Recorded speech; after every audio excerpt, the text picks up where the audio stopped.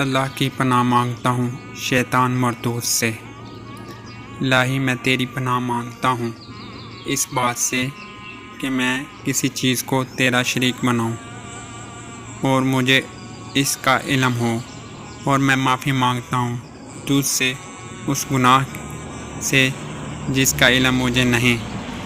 میں نے اس سے توبہ کی اور بیزار ہوا، کفر سے اور شرک سے اور جھوٹ سے اور غیبت سے اور بدعت سے اور چغلی سے اور بے حیائی کے کاموں سے اور تہمت لگانے سے اور باقی ہر قسم کی نافرمانیوں سے، اور میں کہتا ہوں کہ اللہ کے سوا کوئی معبود نہیں۔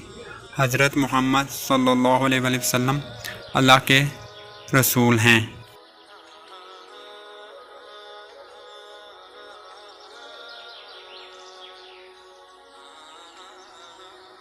بے شک اللہ اور اس کے فرشتے درود بھیجتے ہیں اس غیب بتانے والے نبی حضرت محمد صلی اللہ علیہ وسلم پر۔ اے ایمان والو، ان کو درود اور خوب سلام بھیجو۔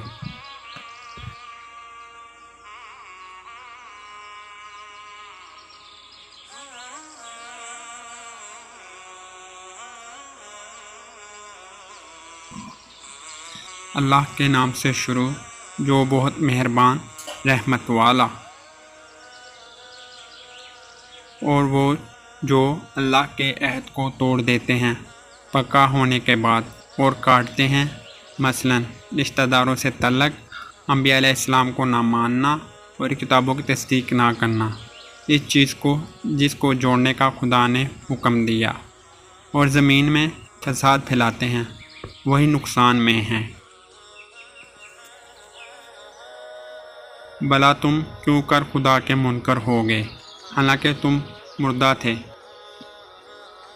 اس نے تمہیں جلائے یعنی زندہ کیا، پھر تمہیں مارے گا، پھر تمہیں جلائے گا، زندہ کرے گا، پھر اسی کی طرف پلٹ کر جاؤ گے۔